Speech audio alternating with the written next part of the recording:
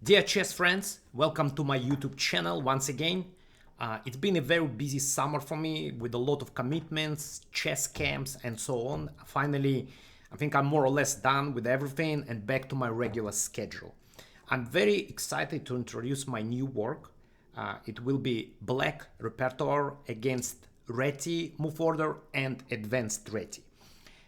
Now, what we are talking about here is that after knight f3, we play d5. And now in this file, we'll be covering two moves. First of all, c4, which called Advanced Reti, and move e3, which called Reti in modern theory, although there is a new name, Keymer variation. Sometimes you can see that it's a Keymer variations, thanks to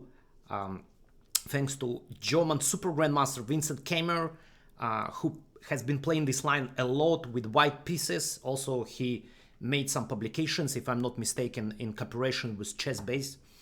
And it's very tricky. Now we need to know how to react to this.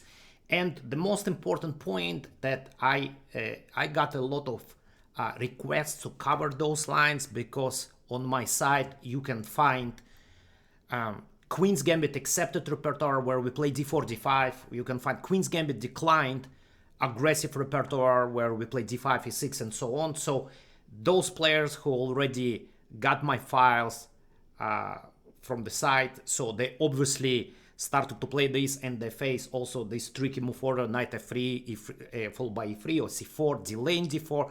So how to react here? It's extremely popular on high level, but I guess when it's popular on high level, also lower levels start playing this. Now, it will be, as always, extremely detailed file with 231 novelties, improvements, mainly for black, but sometimes also I consider the most challenging lines for white, and I'm pretty sure you will enjoy, and you will get a really good idea how to respond. So some unusual setups for black, not the most popular setups, but nevertheless I believe they are very strong. So before we start with our coverage, I would like to remind you that please don't forget to subscribe, like, comment on my videos, hit notification button, and well, as always I say, appreciate any comments. So this is how I got to this idea. I got a few requests about coverage of this material, and here we go. So let's start with first move e3, which is called Reti or Keymer variation. I like this name because it makes it like more popular, more trendy. So after e3, we play knight f6. C4 will be the main move, also a little bit of coverage of b3. We play e6, and the main move will be knight c3. Now, of course, at any point, white can play d4, but here we get, so first of all, you can find this coverage in my Queen's Gambit declined variation, but also here in this file will be coverage of move b6, so you can see it's a little bit different setup from my previous suggestion, also pretty good for black, very reliable and so on. But I don't think anyone would be really bothered about transposition to d4, because he is ready to play this setup against d4 in any case. Now knight c3, and here we get a first surprise instead of bishop e7, which is the main move. And so here white's idea to play b3, castle, bishop, so d4 again transpose. So there is a move bishop b2 in this position. And then next there will be follow up with queen c2, and white will see how to respond, keeping in mind that in any time they can play d4, transposing into some maybe improved version of Queen's Indian or maybe Slav. But at the same time, there are some ideas on the king side where to play g4, sometimes rook g1, g4, or like sometimes with cooperation with queen c2, there is some ideas, knight g5. Of course, queen side castle sometimes happens, so that's the trick. So very important to know how to respond here. So first of all, we start here with move bishop d6 in this position. And now our main line will be b3. We respond with castle, bishop b2, so this is the main position. And again, so what white is planning, it's a lot of ideas. There is a lot of flexibility. I think this is what this is the temptation for white players to play this, because there are a lot of tricky ideas. So once again, as I mentioned, so there is queen c2, g4, bishop e2, like delaying d4, maybe it's playing d4 at some appropriate moment, and so on. And in this position, black usually responds with either rook d8, so that's the main move. I'm pretty sure it's pretty solid. And of course, old main move will be b6. But my suggestion is to play knight c6. And the game that really attracted me, I saw this year, played by my ex-student, Grandmaster from India, Pranav Anand. So he was playing against very experienced player, Gupta. And so their game continued with bishop e2. Now, so with what we do with knight c6, so basically almost in every line, we take and we play e5. So this is the idea, how we justify position of our knight on c6. Otherwise, it might be a little bit misplaced with the pawn on c7. So, but once we get e5, it's a lot resembles actually Rogozin ideas. In Rogozin, there are variations where you put the knight on c6 and then you have to carry out e5. So we do it right away. And in this game, actually the continuation was queen c2. And black played rook a8, which is pretty thematic. You'll see a lot of lines here. So we want to get e4 and knight g5. So looks very attractive. Looks very attractive for white. It's one of the key ideas here in this setup, as I mentioned before, h6 and h4. So looks very interesting. Obviously, knight is untouchable. Queen will get to h7, so we cannot do this. Meanwhile, maybe white wants to play knight d5 to deflect our knight from f6, but here it comes very impressive solution, knight d4, basically taking advantage of white king still being stuck on e1.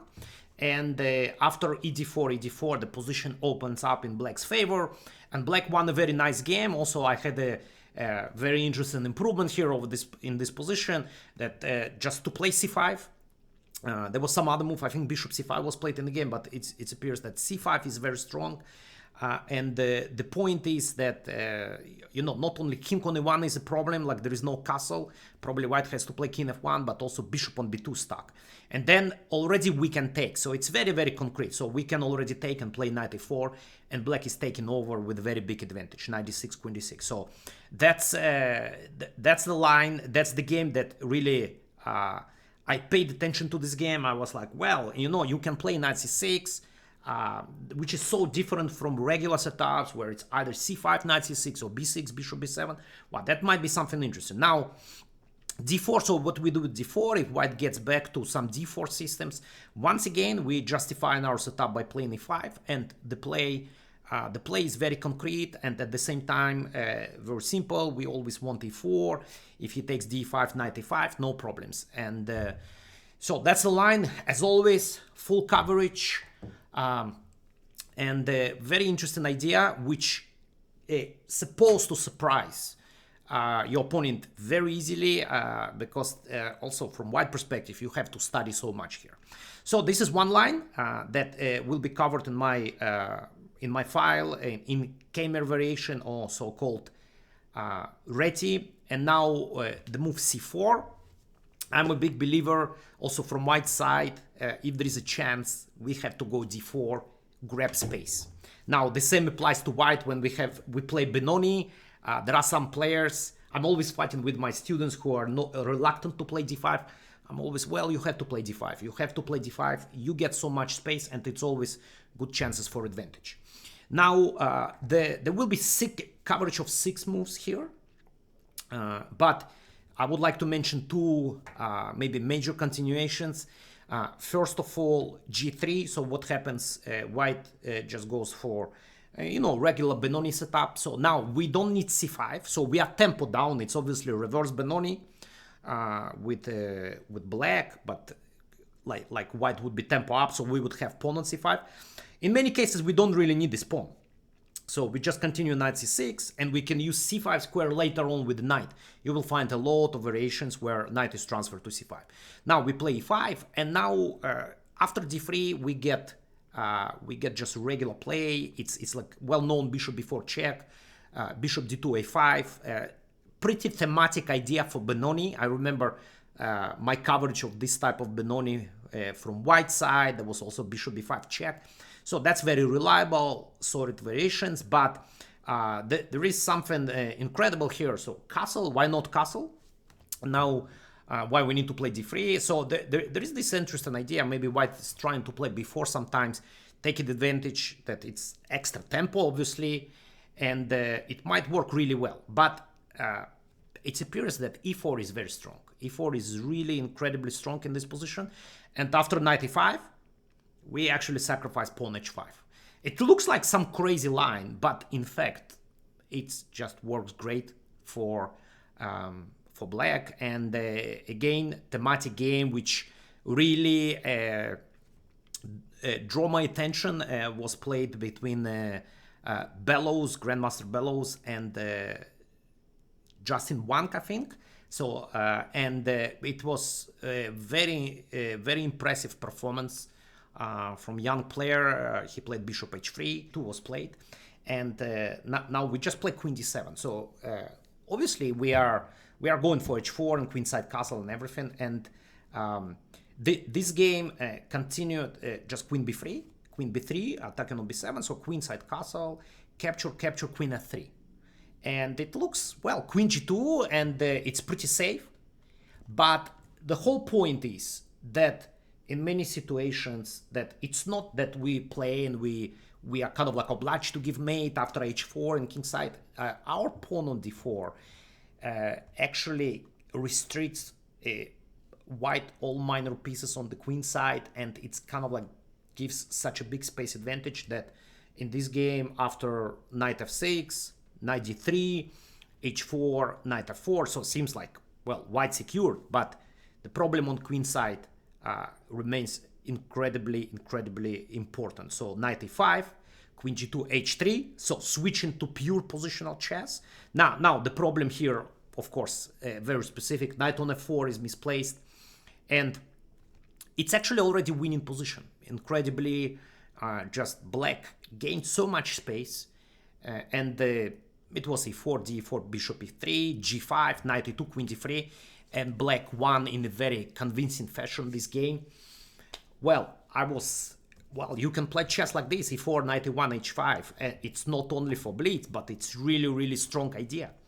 So that was a great news, and obviously it's just one move g3, and there are many other moves, but in my opinion, the biggest challenge in this position, and we are coming back all the way, instead of g3, white plays before, and now what is happening here, so that we have some kind of, I don't know, Benko gambit without pawn on c5, like extra tempo. So like really white make use of this extra tempo. So what to do here? Now, my initial file, I remember I analyzed this line maybe 10 years ago.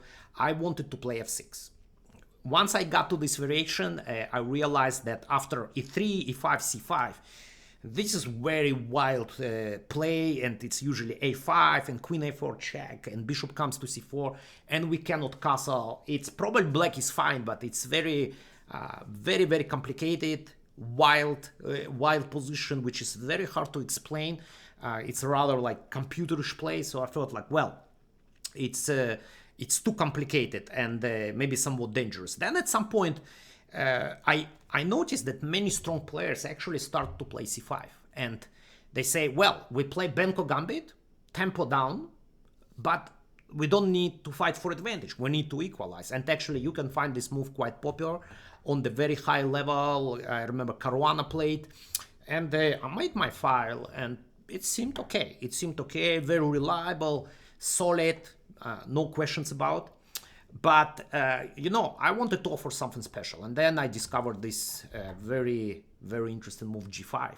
So one line we play h5, another line g5. In fact, it's again the same like e4, knight e1, h5.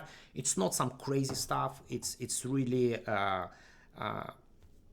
reliable idea, surprisingly.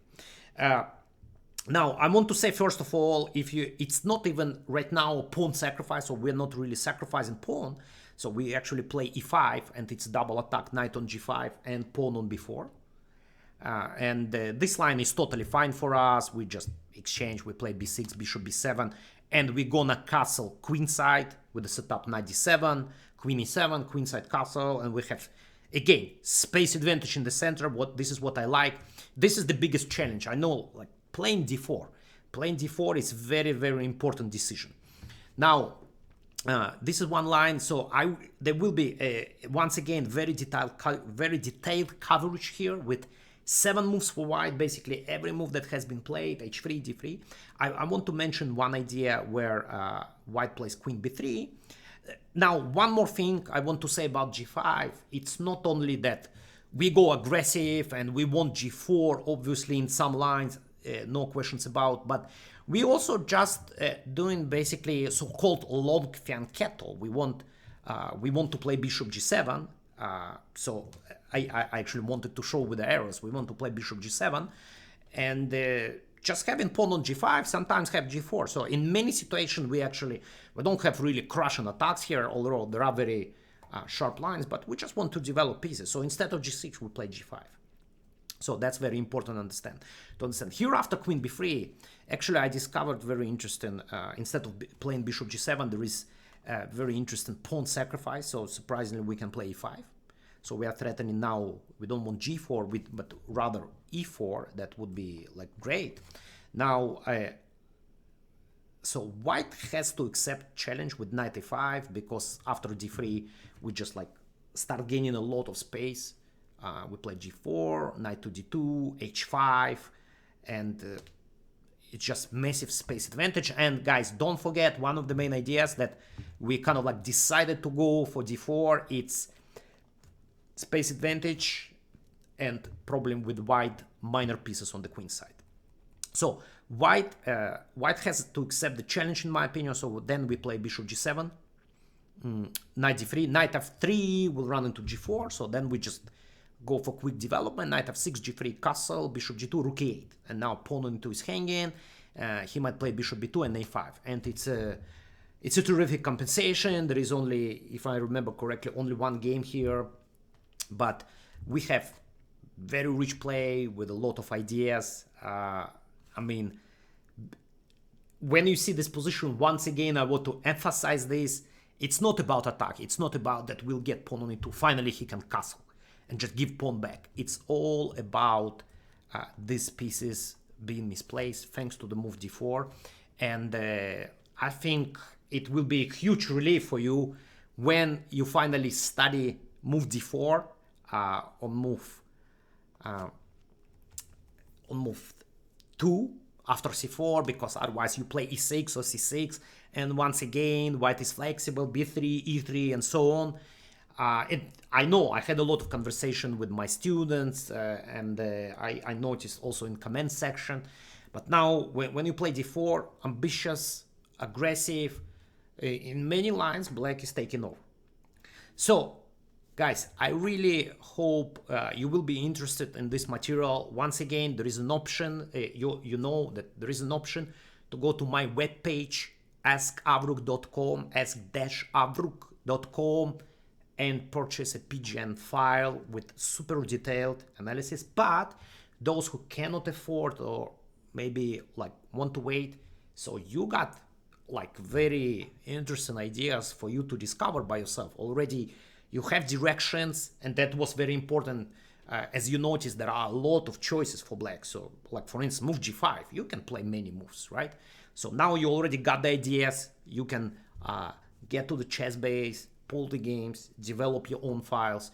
I think it will be very effective as well. But of course, you have the option to get a super detailed file that I spent many hours. And as you know, it's always a very high level work that will take you for many years ahead. So guys, I hope you enjoyed this material. Hopefully I will get back on track with more files coming, and I'll see you soon with my next videos. Thanks for watching, and good luck with this line.